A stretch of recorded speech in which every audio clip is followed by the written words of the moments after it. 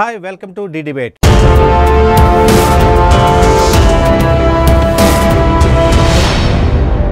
ఈరోజు మనతో ఉన్నారు వలిశెట్టి నారాయణ రెడ్డి గారు, ప్రముఖ రాజకీయ విశ్లేషకులు. సార్ నమస్తే సార్. ఈరోజు మనం చర్చించబోయే ప్రధాన అంశం పవన్ పిఠాపురం నుంచి పోటీ సరైన నిర్ణయమేనా? సార్ అదే ప్రశ్న మిమ్మల్ని అడుగుతున్నాను. అంటే ఎప్పటి నుంచో ఊరించి కాకినాడ పార్లమెంట్ నుంచి పోటీ చేస్తానని కొద్దిసేపు, అదేవిధంగా భీమవరం నుంచి పోటీ చేస్తానని కొంచెంసేపు, గాజువాక నుంచి పోటీ చేస్తానని ఒకవైపు, చివరకు పిఠాపురం నుంచి ఆయన పోటీలో నిలబడుతున్నారు. సో పిఠాపురం నుంచి ఆయన పోటీ చేయాలని తీసుకున్న నిర్ణయం సరైన నిర్ణయం అంటారా? అందరికీ నమస్కారం అండి. పిఠాపురం నుంచి పవన్ కళ్యాణ్ గారు పోటీ చేయాలనుకున్న నిర్ణయం అది ఖచ్చితంగా తప్పుడు నిర్ణయం అని నా అభిప్రాయం.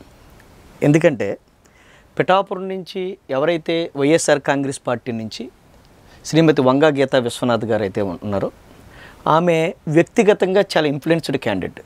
అంతేకాకుండా 1990వ సంవత్సరం నుంచి కూడా రాజకీయాల్లో చాలా వేగంగా దూసుకురావడమే కాకుండా ప్రజలతో మమేకమైన మంచి రాజకీయంగా మంచి ఉన్నత స్థానంలోనూ ప్రజాసేవలో మంచి ఉన్నత స్థితిలో ఉన్న ఆమె.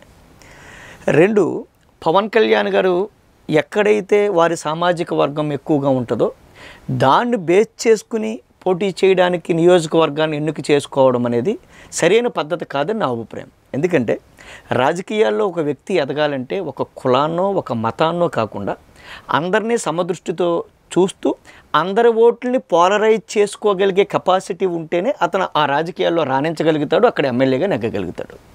ఇప్పుడు పిఠాపురం యొక్క సామాజిక పరిస్థితిని జాగ్రత్తగా పరిశీలించినట్లయితే పిఠాపురంలో దగ్గరికి ఒక 80,000 వరకు కాపు సామాజిక వర్గం యొక్క ఓట్లు ఉన్నాయి. 90,000 నుంచి 95,000 మధ్యలో బీసీ సామాజిక వర్గం ఓట్లు ఉన్నాయి. 15,000 వరకు రెడ్డి సామాజిక వర్గ ఓట్లు ఉన్నాయి. 40 నుంచి 45,000 ఎస్సీ సామాజిక వర్గం ఉన్నాయి. సో కాబట్టి కాపు సామాజిక వర్గానికి ఒక దగ్గరికి నాకు తెలిసి ఒక 20 to 30% ఓట్ బ్యాంక్ ఉంటే 70% నాన్ కాపు సామాజిక వర్గం యొక్క ఓట్ బ్యాంక్ కూడా అక్కడ ఉంది. కాబట్టి అక్కడ పవన్ కళ్యాణ్ గారు రాణించాలి అంటే 30% ఓటు బ్యాంక్ ఉన్న కాపుతో పాటు ఏదైతే రెస్ట్ ఆఫ్ 70 ఉందో ఆ 70లోంచి కూడా మరొక 35 దాకా తెచ్చుకోగలిగితేనే ఆయన నెగ్గగలుగుతాడు. కాబట్టి నేనైతే పవన్ కళ్యాణ్ గారు పిఠాపురం ఎన్నుకోవడం అనేది సరి అయినది కాదని నా అభిప్రాయం. అంటే జనరల్గా పిఠాపురం నియోజకవర్గ పరిధిగా చూస్తే ఏవైతే ఉన్నారో ఈ ఓటర్ సంబంధించి అంటే ఈ రేషియో ఎలా ఉందండి? అంటే ఎలాగన్నా మీకు వస్తుంది కదా, ఇది అంటే జనరల్గా అంటే కాపులు ఎంతమంది, బీసీలు ఎంతమంది, ఈ సంఖ్య ఎంతమంది ఉన్నారు? కాపు సామాజిక వర్గం పిఠాపురంలో 80 నుంచి 85,000 మధ్యలో ఉంటుందండి. బీసీ సామాజిక వర్గం 90,000 నుంచి 95,000 మధ్యలో ఉంటుంది. అలాగే ఎస్సీ సామాజిక వర్గం గత 2019లోనే 42,000 ఉంది. ఇప్పుడు 45,000 నుంచి 48,000 మధ్యలో ఉండొచ్చు. రెడ్డి సామాజిక వర్గం గతంలో 13,000 ఉంది. ఇప్పుడు 15,000 రమారమి 15,000 వరకు రెడ్డి సామాజిక వర్గం ఉంది.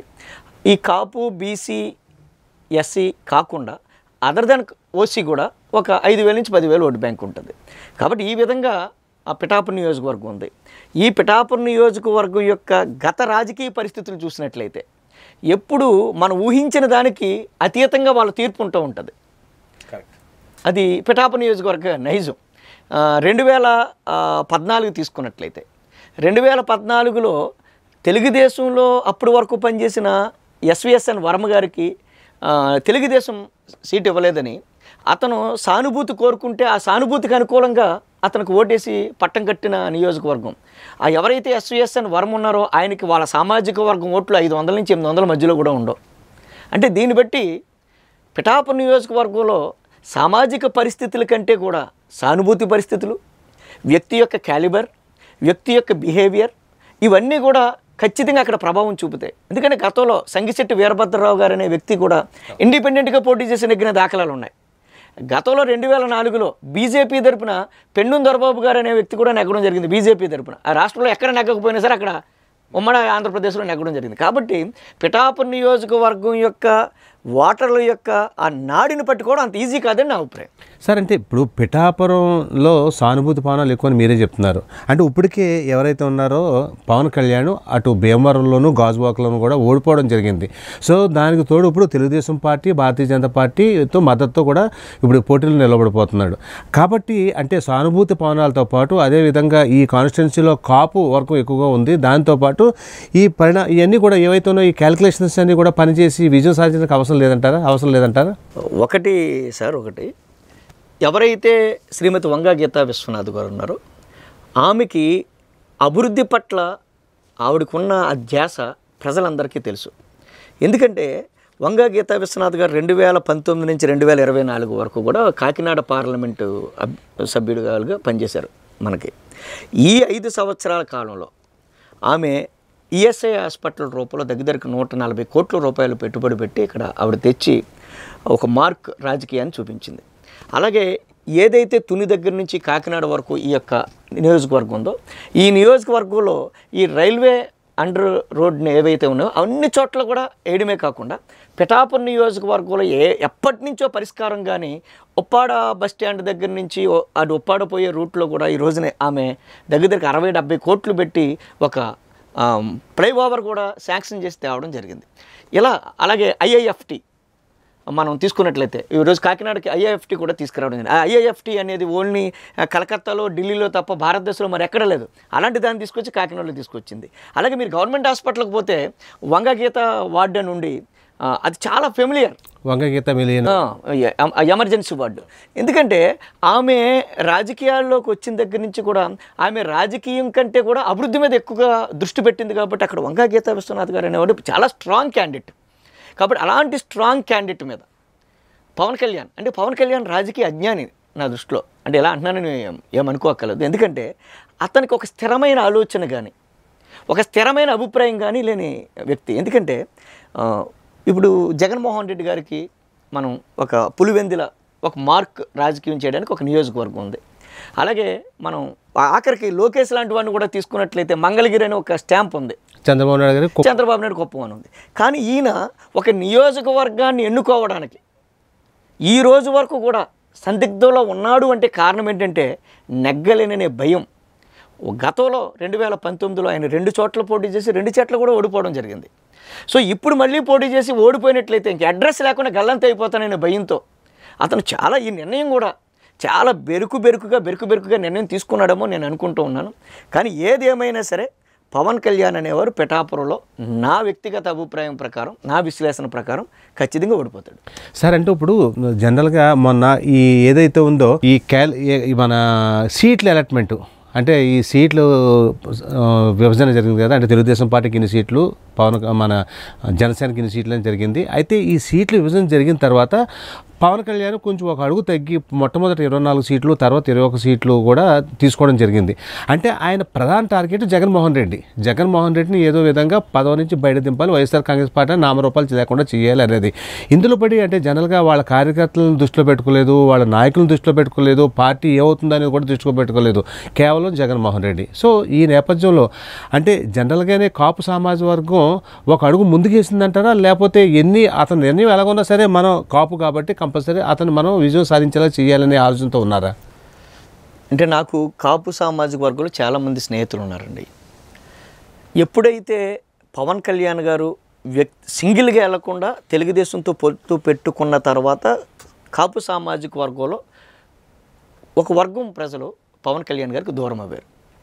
ఇక తర్వాత పవన్ కళ్యాణ్ గారు మొన్న మరీ 24 సీట్లకు ఒప్పుకున్నప్పుడు చాలామంది కాపు సామాజిక వర్గం మీద ప్రేమ కలిగిన కాపులు ఎవరైతే ఉన్నారో వాళ్ళు భావోద్వేగానికి లోనవి. ఏంటి నిజంగా అందరూ అంటున్నట్టు ఇతను ప్యాకేజీకి లొంగిపోయి కాపుల్ని తాకట్టు పెడుతున్నారా అని ఒక డోలాయని స్థితిలో పడడం జరిగింది. ఆ 24ని మళ్ళీ 21 కుదించుకుని ఖచ్చితంగా చాలామంది కాపులు నిజంగా ఇతను ప్యాకేజ్ తీసుకున్నాడని రూఢి చేసుకుని ఈరోజు కాపు సామాజిక వర్గంలో చాలామంది పవన్ కళ్యాణ్కి దూరంగా జరిగారు. ఇది వాస్తవం. మీరు క్షేత్రస్థాయిలోకి పోయి చూస్తే మాత్రం ఇది నిజం. అంతేకాకుండా ఎవరైతే జగన్మోహన్ రెడ్డి గారు ఉన్నారో జగన్మోహన్ రెడ్డి గారు కాపు నేస్తం అనే పథకాన్ని పెట్టి, అలాగే అమ్మఒడి అనే పథకాన్ని పెట్టి, అలాగే ఏదైతే ఆసరా అనే పథకం పెట్టి అనేక మంది కాపు మహిళలకి ఈ యొక్క పథకాల ద్వారా లబ్ధి చేకూర్చాడో, ఈ లబ్ధి చేకూర్చడం వల్ల కూడా కాపు మహిళలు తమ గుండెల్లో జగన్మోహన్ రెడ్డిని పదిలంగా దాచుకుని ఉన్నారు. కాబట్టి కాపు సామాజిక వర్గంలో కూడా కనీసం 40% ఓట్ బ్యాంక్ని వైఎస్ఆర్ కాంగ్రెస్ పార్టీ పట్టుకుపోద్ది. అంతేకాకుండా వ్యక్తిగతంగా కూడా ఇప్పుడు వంగ గీత విశ్వనాథ్ గారు కూడా 16 అనాల ఖచ్చితంగా కాపు బిడ్డ. ఆమె ఏమి కాపేతర బిడ్డ కాదు కదా, ఆమె కాపు బిడ్డే. ఇంకొకటి కాకుండా పిఠాపురంలో ఒకటి నడుస్తుంది ఏంటంటే, ఒకవేళ గీత గారు ఉందంటే ఏ సమస్య వచ్చినా సరే పిలిస్తే పలికిద్ది, మనకు అందుబాటులో ఉంటుంది. అదే పవన్ కళ్యాణ్ని మనం ఎక్కడ పట్టుకోగలం? ఇతను అందుబాటులో ఉండడు, అసలు ఇతను ఏది స్థిరంగా ఉండడు. అలాంటప్పుడు స్థిరంగా ఉండడు, ఎక్కడుంటాడో తెలియని పవన్ కళ్యాణ్కు బదులు మన కాపు బిడ్డ ఖచ్చితంగా అభివృద్ధి చేస్తుందని ప్రూవ్ చేసుకున్న వంగ గీత విశ్వనాథ్ గారికి ఓటేసి మన పిఠాపురం నియోజకవర్గాన్ని మళ్ళీ మనం ఎందుకు డెవలప్ చేసుకోవాలనే ఆలోచన కూడా కాపుల్లోనూ కాపేతర వర్గాల్లో కూడా చర్చ జరుగుతుంది ప్రస్తుతం.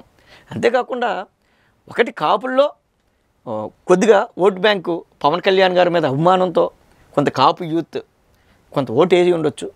కానీ 40 సంవత్సరాలు దాటిన ఎవరైతే కాపు సామాజిక వర్గం వాళ్ళు ఉన్నారో వాళ్ళందరూ కూడా, అలాగే ఎవరైతే పెన్షన్దారులు కాపుల్లో ఉన్నారో వాళ్ళందరూ కూడా వంగ గీత విశ్వనాథ్ గారికి వైఎస్ఆర్ కాంగ్రెస్ పార్టీని సమర్థిస్తారు.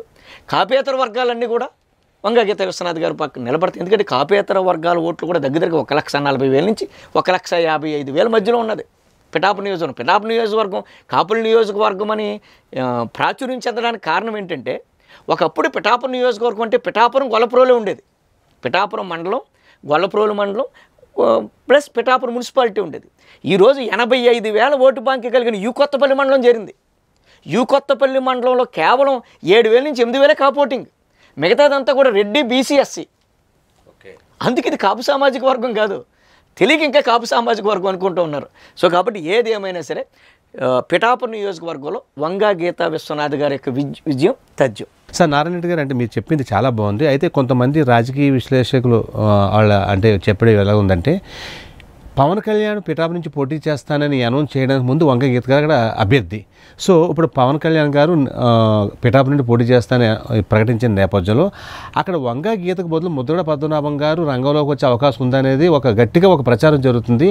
అది ఎంతవరకు కరెక్ట్? ఒకవేళ ముద్రగడ పద్మనాభం గారు కానీ పోటీ చేసినట్లయితే అక్కడ పరిస్థితులు ఏ విధంగా ఉండే అవకాశం ఉంది?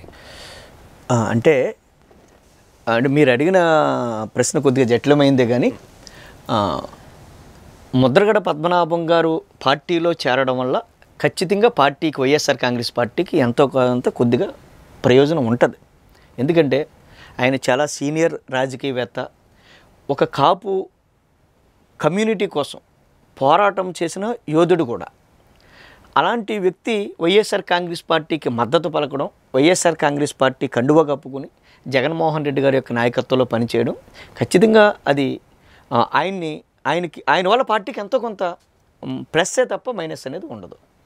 సో ఇప్పుడు వంగ గీత విశ్వనాథ్ గారు అనే ఆమెని నేను పవన్ కళ్యాణ్ కాదు, అక్కడ ఎవరు నిలబడినా వంగ గీత విశ్వనాథ్ గారు మంచి క్యాండిడేట్. అలాగని నేను ముద్రగడ పద్మనాభం గారు మంచి క్యాండిడేట్ కాదని నేను అంటలే. సో ఇద్దరిని కంపేర్ చేయను కానీ నేను ఖచ్చితంగా గీత గారికి, ఎందుకంటే 2009లో ఇదే వంగ గీత విశ్వనాథ్ గారు పీఆర్పీ తరపున పోటీ చేశారు, ప్రజారాజ్యం పార్టీ పోటీ చేశారు. అప్పుడు ఇదే ఎస్వీఎస్ వర్మ తెలుగుదేశం వైపున పోటీ చేశారు, ఇదే ముద్రగడ పద్మనాభం గారు కాంగ్రెస్ పోటీ చేశారు. ఆ ముగ్గురు ట్రయాంగిల్ పోటీలో కూడా అప్పుడు వంగ గీత విశ్వనాథ్ గారే అక్కడ విజయం సాధించడం జరిగింది. అంటే గెలుపోవడంలో సహజం. ఆ రోజు ముద్రగడ పద్మనాభం గారు ఓడిపోయారని ముద్రగడ పద్మనాభం గారు బలహీనమైన నాయకుడే నేను అన్నాను. కానీ అప్పటికి ఇప్పటికీ కూడా వంగ గీత విశ్వనాథ్ గారి యొక్క చరిష్మా పెరిగింది. 2019 నుంచి 2024 మధ్యలో ఎంపీగా ఉంటూ ప్రజలతో మమేకమైన విధానం కానీ, ఈ 7 నియోజకవర్గాల్లో, కాకినాడ పార్లమెంట్ 7 నియోజకవర్గాల్లో ఆమె చూపిన అభివృద్ధి కానీ ఆమె యొక్క స్థాయిని ఒక మెట్టు పెరిగేలా చేసింది. అంతేకాకుండా వివాదరహితురాలు ఆవిడ ఎప్పుడూ కూడా అభివృద్ధి మంత్రం జపిస్తూ ఉంటుంది. సో కాబట్టి ముద్రగడ పద్మనాభం గారు రావడం వల్ల వంగ గీత గారికి కూడా ఒక ప్లస్. కాబట్టి ఖచ్చితంగా వంగ గీత విశ్వనాథ్ గారే అక్కడ క్యాండిడేట్ నేను అనుకుంటున్నాను. అంతేకాకుండా వైఎస్ఆర్ కాంగ్రెస్ పార్టీ అధిష్టానం దగ్గర నుంచి కూడా మాకు వచ్చిన సమాచారం ఖచ్చితంగా వంగ గీత విశ్వనాథ్ గారు ఎక్కడ పోటీ చేస్తారు, గీత విశ్వనాథ్ గారు నెగ్గుతారు కూడా. సార్ చాలా చాకచక్యంగా చెప్పారు మీరు సమాధానం. అయితే ఇప్పుడు ఈ వంగ గీత విశ్వనాథ్ గారు పవన్ కళ్యాణ్ విషయం పక్కన పెడితే ఆల్రెడీ పవన్ కళ్యాణ్ గారు సీటు ప్రకటించిన నేపథ్యంలో అక్కడ ఎవరైతే ఉన్నాడో ఇంతవరకు కూడా నాకు టికెట్ వస్తే తెలుగుదేశం పార్టీ టికెట్ వస్తుంది, నేను డెఫినెట్గా విజయం సాధిస్తాను అని చెప్పిన ఈ వర్మ పరిస్థితి ఏంటి? అంటే వర్మ గారు తెలుగుదేశం 2019 నుంచి 2024 మధ్యలో చాలా చోట్ల తెలుగుదేశం పార్టీ అడ్రస్ లేకుండా పోయింది. జగన్మోహన్ రెడ్డి గారి యొక్క క్షేత్రస్థాయిలోకి పేద ప్రజల దగ్గరికి అతని పథకాలు అందే విధానం కానీ, ఆయన క్షేత్రస్థాయిలోకి పార్టీని తీసుకెళ్లిన విధానం కానీ, ప్రతి ఎవరైతే పేదవారు ఉన్నారో, ఎవరైతే బీసీ వర్గాలు ఉన్నారో, ఎవరైతే ఎస్సీ మైనారిటీ మహిళలు ఉన్నారో వారందరూ కూడా స్వాతంత్రం వచ్చిన దగ్గర నుంచి కూడా ఇప్పటి వరకు ఏ అభివృద్ధి ఫలాలైతే వాళ్ళు అనుభవించలేదో ఆ అభివృద్ధి ఫలాలన్నీ కూడా వాళ్ళు గడప గడపకి పోయినాయి. కాబట్టి వైఎస్ఆర్ కాంగ్రెస్ పార్టీ చాలా బలంగా ఉంది క్షేత్రస్థాయిలో. 2014లో అప్పుడు వైఎస్ఆర్ కాంగ్రెస్ పార్టీ తరపున పెన్నుం దొరబాబు గారు అనే వ్యక్తి పోటీ చేశారు.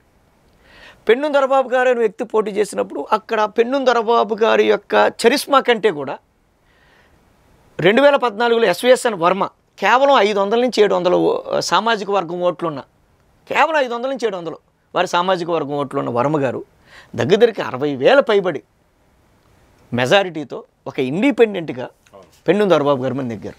దానికి కారణం ఏంటంటే, ఒకటి వైఎస్ఆర్ కాంగ్రెస్ పార్టీ తరపున పోటీ చేసిన అభ్యర్థి యొక్క బలహీనత కావచ్చు, 2 ఎస్విఎస్ఎన్ వర్మ గారికి తెలుగుదేశం మోసం చేసింది అని ఆ సింపతిక్ వల్ల వైసీపీ క్యాండిడేట్లు కూడా అతని పట్ల సానుభూతి కలిగి ఓటేసి ఉండొచ్చు. ఇన్ని కారణాలతో ఆ రోజుని వర్మ గారు 2014లో నెగ్గారు. 2024, 2014తో పోల్చుకుంటే పూర్తిగా సామాజిక పరిస్థితులన్నీ కూడా మారిపోయినాయి పూర్తిగా. ఈరోజు 2024లో అభ్యర్థి శ్రీమతి వంగ గీత విశ్వనాథ్, ఇటుపక్కన జనసేన అభ్యర్థి శ్రీ కొనిదెల పవన్ కళ్యాణ్ గారు. 2 దిగ్గజాలు పోటీ చేస్తున్నాయి. ఆ దిగ్గజాల మధ్య వర్మ గారు పోటీ చేసినా సరే ఏదో తెలుగుదేశం సానుభూతి పరులు అతని అనుచరుల ద్వారా కొంత ఓటు బ్యాంకు వెళ్తే ఉండొచ్చు. నాకు తెలిసి ఒక 8,000 నుంచి 15,000 మధ్యలో ఓటు బ్యాంక్ వెళ్ళొచ్చు తప్ప అంతకంటే ఆయనకు పెద్ద లబ్ధి చేకూరదు. ఆయన తెలివైన వ్యక్తి అయితే ఖచ్చితంగా నేను పార్టీలకు అతీతంగా చెప్తున్నా, ఖచ్చితంగా ప్రజలకు సేవ చేస్తున్న వైఎస్ఆర్ కాంగ్రెస్ పార్టీ లాంటికి మద్దతు పలికి, ఒకవేళ ఆ వైఎస్ఆర్ కాంగ్రెస్ పార్టీకి మద్దతు పలికినట్లయితే ఆయన గౌరవంగా ఉంటుంది, ప్రజలు కూడా చాలా మంచి పని చేశారని వర్మ గారిని హర్షిస్తారని నా అభిప్రాయం. అంటే ఆ 2014కి అదేవిధంగా ఇప్పుడు 2024కి తేడా ఏంటి? ఆ రోజు కూడా సానుభూతే, ఆ రోజు కూడా టికెట్ రాలేదని ఆయన కళ్ళ నీళ్ళు పెట్టుకుంటే ప్రజలందరూ కూడా ఆ సానుభూతి పవనాల్లో ఆయన అన్ని ఇంచుమించు సుమారు 50,000 ఎంతో ఓట్లతో మెజార్టీతో నెగ్గాడు. ఇప్పుడు కూడా అదే పరిస్థితి నేను చూసాం కదా, మొత్తం పార్టీ జెండాలు, పార్టీ కరపత్రాలు మొత్తం అన్నీ కూడా తగలబెట్టిన పరిస్థితి. అండ్ మహిళలు కూడా చాలా విపరీత ఆక్రోషంతో ఉన్నారు. ఒక సందర్భంలో మహిళలు కూడా అన్నారు, పవన్ కళ్యాణ్ వైపు చూపిస్తూ, మీరు గాజువాకలో నెగలేక ఎక్కడికి వస్తారు, భీమవరంలో నెగలేక ఎక్కడికి వస్తాడు, దోరంపూడి చంద్రశేఖర్ రెడ్డి కాకినాడ నుంచి ఛాలెంజ్ చేస్తే అక్కడి నుంచి అతను ఛాలెంజ్ స్వీకరించుకుంటూ ఎక్కడికి వస్తున్నారు, మా వర్మకి ఇక్కడ చాలా బాగుంది, మా వర్మ అయితేనే నెగ్గుతాడు, మిమ్మల్ని మేము స్వీకరించమని చెప్తున్నారు వాళ్ళు. దీని మీద మీ సమాధానం ఏంటి సార్? సానుభూతి అనేది ఒకేసారి వస్తుంది. సానుభూతి అనేది, భావోద్వేగం అనేది ఒక 5 నుంచి 15 నిమిషాలే ఉంటుంది. కానీ భావోద్వేగం జీవితాంతం అలా కొనసాగిపోదు, సానుభూతి అనేది జీవితాంతం కొనసాగిపోదు. ఆ రోజు పరిస్థితుల్లో ఎస్విఎస్ఎన్ వర్మ గారి మీద ఒక సానుభూతి పవనం వచ్చింది. అదే ఎస్విఎస్ఎన్ వర్మ గారు 2019లో మరి చాలా ఊరిలోనికి కూడా తెలుగుదేశం కార్యకర్తలే ఊరిలోనికి కూడా రానివ్వలేదు ఆయన్ని. ఏ అంటారు అంటే, ఆయన పరిపాలన ప్రజలను ఆకట్టుకోలేకపోయింది. ఇప్పుడు నేను కొత్తగా వచ్చాను రాజకీయాల్లోకి, నేనేంటో చూద్దారని జనాలు చూస్తారు. నేనేంటో చూసేసిన తర్వాత నేను ప్రజలకు అనుకూలంగా కానీ, ప్రజలకు ఆమోదయోగ్యంగా కానీ, ప్రజలకు అందుబాటులో లేకుండా నా అహంకారం తలకెక్కేసింది అనుకోండి, సానుభూతి పనిచేయదు, ఒక వ్యక్తి మీద ఏమీ పనిచేయదు. ఏది ఏమైనా నేను ఒక మాట చెప్తూ ఉన్నా. ఈ రోజుని ఒక మాట పవన్ కళ్యాణ్ గారు ఒక మాట చెప్పారు తాడేపల్లిలో ఒక మీటింగ్లో మాట్లాడుతూ, చూడు జగన్, నిన్ను అధోపాతాలకు తొక్కేస్తాను అని ఒక మాట మాట్లాడాడు. నిన్ను అధోపాతాలకు తొక్కేస్తాను అని పవన్ కళ్యాణ్ ఏ మాట అయితే మాట్లాడాడో ఆ మాటను వైఎస్ఆర్ కాంగ్రెస్ పార్టీలో ప్రతి కార్యకర్త, ప్రతి నాయకుడు ఆ మాటని వాళ్ళ గుండెల్లో దాచుకుని ఉన్నారు. ప్రతి మహిళ, ఇదిగో జగన్ నిన్ను అధోపాతాలను తొక్కేస్తానన్న పవన్ కళ్యాణ్ని పిఠాపురంలో పరుగు పెట్టించి గాజువాక, భీమవరం కంటే దారుణమైన ఒక ట్రీట్మెంట్ని, ఒక గుణపాఠం చెప్పడానికి పిఠాపురం ప్రజలు సిద్ధంగా ఉన్నారు. ఈ యుద్ధానికి సిద్ధమా అని నేను పవన్ కళ్యాణ్ని అడుగుతున్నాను. సో అంటే మీరు ఇక్కడి నుంచి తరిమి కొట్టడానికి ఇక్కడ ప్రాంత ప్రజలు సిద్ధంగా ఉన్నారని మీరు చెప్తున్నారు. అయితే ఆయన ఏ విధంగా నెగ్గించాలనే ఉద్దేశంతో అక్కడ కాపు ప్రజలు అదేవిధంగా మీరు ప్రధానంగా ఇప్పుడు ఈ ఎన్నికల్లో యువత ఓటు కూడా చాలా కీలకం కానుంది. అంటే యువత అంతా కూడా పవన్ కళ్యాణ్ వైపే ఉన్నారు. అంటే ఆ వైపు మీరు ఎందుకు ఆలోచించరు? సాధారణంగా ఒక నియోజకవర్గంలో 100కి 20 నుంచి 25% యువత ఉంటారు. మిగతా అందులో ఒక 30 to 40% మధ్య వయస్కులు ఉంటారు. మిగతా వాళ్ళు వృద్ధులు వాళ్ళు ఉంటారు.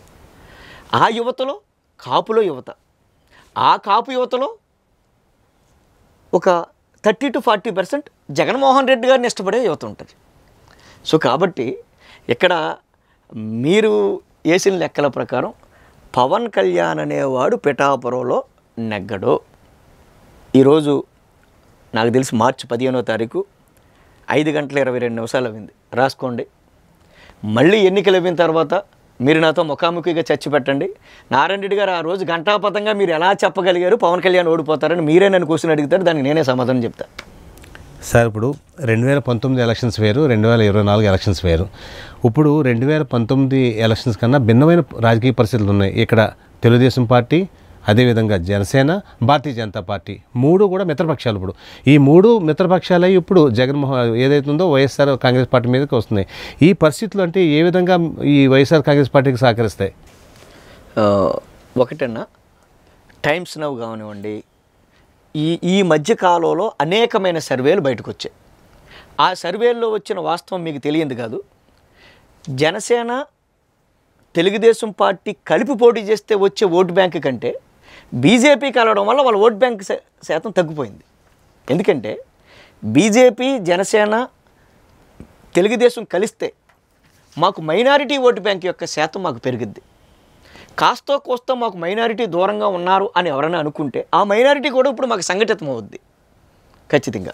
అంతేకాకుండా 2014లో ఏవైతే విభజన హామీలు, ఏవైతే ప్రత్యేకవాద అనే హామీని బీజేపీ నెత్తికెట్టుకుందో ఆ ప్రత్యేకవాద కానీ, వెనుకబడి జిల్లాల అభివృద్ధి కానీ, విభజన హామీలు కానీ ఏది కూడా నెరవేర్చలేదు.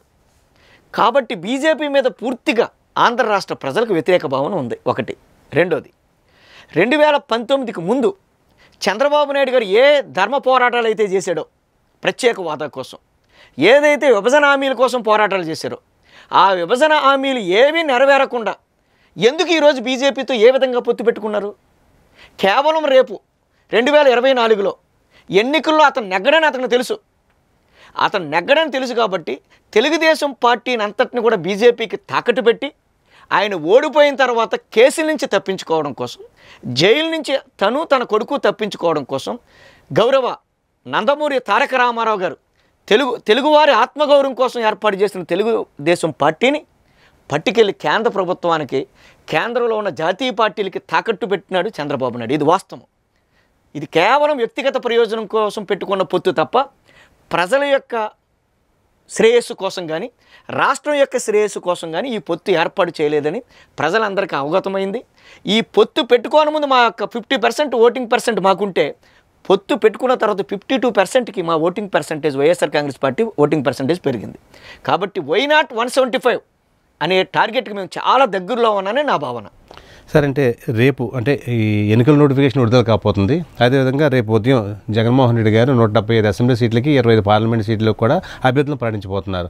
సో ఏవైతే ఉన్నాయో ఈ 3 మిత్రపక్షాలు తెలుగుదేశం పార్టీ, భారతీయ జనతా పార్టీ, అదేవిధంగా జనసేన పార్టీ, సో ఇప్పటికీ కూడా ఇంకా పూర్తి స్థాయిలో అభ్యర్థులను ప్రకటించలేని పరిస్థితి. అంటే చాలా చోట్ల అక్కడ చూసాం కదా, నిన్న ఫర్ ఎగ్జాంపుల్ పిఠాపురంలో చూసాం, అక్కడ ఒక సీట్ రాకపోతే అంటే కనీసం మనం ఆ పార్టీలో ఉన్నామనేది కూడా లేకుండా, కనీసం ఎథిక్స్ లేకుండా ఆ జెండాలు తగిలేస్తున్నారు, అదేవిధంగా కరపత్రాలు తగిలేస్తున్నారు, కొన్ని చోట్ల అయితే పార్టీ కార్యాలయం మీద తెరబడుతున్నారు.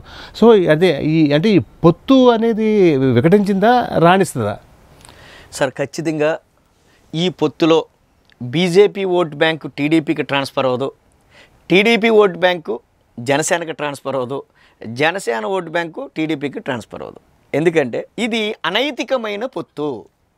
ఇది ఒక సైద్ధాంతిక భావాలతో ఏర్పడిన పొత్తు కాదు. ఇది ఎవరికి వారు వ్యక్తిగత ప్రయోజనాలతో. ఎలాగంటే తెలుగుదేశం పార్టీ అనేది కేసుల నుంచి తప్పించుకోవడం కోసం చంద్రబాబు నాయుడు పెట్టుకున్న పొత్తు. ఎవరైతే పవన్ కళ్యాణ్ గారు ఉన్నారో, పవన్ కళ్యాణ్ గారు కేవలం జగన్మోహన్ రెడ్డి గారి మీద ఈర్ష్యతో, అసూయతో జగన్మోహన్ రెడ్డి గారిని ఓడించాలనే ఒకే ఒక కారణంతో పొత్తు పెట్టుకున్నాడు తప్ప, అతనికి ప్రజలకు ఏం చేయాలని ఒక మేనిఫెస్టో కానీ, ప్రజల్లో ఉన్న సామాజిక పరిస్థితులు కానీ, వారి యొక్క పేదరిక పరిస్థితులు కానీ తెలియని రాజకీయ అజ్ఞాని పవన్ కళ్యాణ్. కాబట్టి ఇలాంటి ఇక్కడ ఆ పొత్తు సైద్ధాంతికపరమైన పొత్తు కాదు, వ్యక్తిగత ప్రయోజనాలతో పెట్టుకున్న పొత్తు. కాబట్టి ఆ పొత్తుని పట్టించుకోవాల్సిన పరిస్థితి మాకు లేదు. మేము సింగిల్గానే పోతాం. సినిమాలో ఏదో డైలాగ్ మీరు విని ఉంటారు చాలా చోట్ల, సింహం సింగిల్గానే వస్తుందని. జగన్మోహన్ రెడ్డి గారు కూడా సింహం లాంటి వాడు. ఎందుకంటే ఖచ్చితంగా మేము వేటాడతాం వాళ్ళని. అంటే వేటాడడం అంటే మేము వేటాడక్కలే, మా జగన్మోహన్ రెడ్డి గారు చెప్పినట్టు క్షేత్రస్థాయిలో ఉన్న పేదవాడు, మధ్యతరగతి వాడు, మహిళలే మా స్టార్ క్యాంపైనర్లు. మేము ఎవ్వరికి ఓటేయమని చెప్పవలసిన పని లేదు. మేము ఎలాగో చెప్తాం ప్రసారంలో, కానీ క్షేత్రస్థాయిలో ఉన్న లబ్ధిదారులే వారు మరొకరికి చెప్పుకుంటూ 52 కాదు కదా 52% దాటి 175 సీట్ల వైపుకు మేము ప్రయాణిస్తున్నాం. సో ఫైనల్గా ఇప్పుడు వర్మగారు పోటీలో లేకుండా అంటే పోటీ వంగ గీత గారు అవనండి, ముద్ర పద్మనాభం అండి, పవన్ కళ్యాణ్కి మధ్య ఉన్నట్టయితే అక్కడ పరిస్థితి ఏంటి? ఖచ్చితంగా వంగ గీత విశ్వనాథ్ గారు నెగ్గుతారు. ఖచ్చితంగా వైఎస్ఆర్ కాంగ్రెస్ పార్టీ నెగ్గుద్ది. నేను ఇందాక చెప్పాను అన్న, మీకు ఈరోజు డేట్ చెప్పా, నేను చెప్తున్న టైం చెప్పా, 100కి 100%. నేను ఒక మాట చెప్తాను. నా పేరు నారాయణ రెడ్డి, నేను పిఠాపురం నియోజకవర్గమే. ఇక్కడ దూరంపూడి చంద్రశేఖర్ రెడ్డి అన్ననే మీద రకరకాల కారు కోతలు కూసాడు పవన్ కళ్యాణ్ గారు. అన్న నిన్న ఒక టీవీలో మాట్లాడుతూ చెప్పాడు, నా మీద పోటీ చేస్తామన్న ధైర్యం లేక పిఠాపురం నియోజకవర్గం పరిగెట్టుకుని పోనవని. పిఠాపురం నియోజకవర్గంలో కూడా దూరంపూడి చంద్రశేఖర్ రెడ్డి అన్న తమ్ముడు అక్కడ ఉన్నాడు, నారాయణ రెడ్డి ఒకడు. అక్కడ కూడా మమ్మల్ని కూడా ఎదుర్కొని విజయం సాధించాలి. ఖచ్చితంగా అనేక మంది కాపు సామాజిక వర్గ పెద్దలు, కాపు సామాజిక వర్గ మేధావులు, కాపు సామాజిక వర్గ మహిళలు, బీసీ సామాజిక వర్గం, ఎస్సీ సామాజిక వర్గం, రెడ్డి సామాజిక వర్గం వంగా గీతా విశ్వనాథ్ గారిని ఖచ్చితంగా ఎమ్మెల్యేగా చేయాలి. అలాంటి సీనియర్ పొలిటీషియన్ రేపు రాష్ట్ర మంత్రివర్గంలో కూడా స్థానం సంపాదిస్తే ఆ రాష్ట్రానికి, పిఠాపురం నియోజకవర్గానికి కూడా మేలు జరిగిద్దని అత్యంత ఆసక్తితో ప్రజలున్నారు. అలాగే దేశ విదేశాల నుంచి, ఆఖరికి కేంద్రం నుంచి, రాష్ట్రం వరకు ప్రతి ఒక్కరి దృష్టి కూడా పిఠాపురం మీద ఉంటుంది రేపు ఎన్నికల్లో. కాబట్టి ఖచ్చితంగా వంగ గీతా విశ్వనాథ్ గారి యొక్క నాయకత్వంలో మేమందరం కలిసిగట్టిగా పనిచేసి అఖండ మెజారిటీతో గీతమ్మని గెలిపిస్తాం.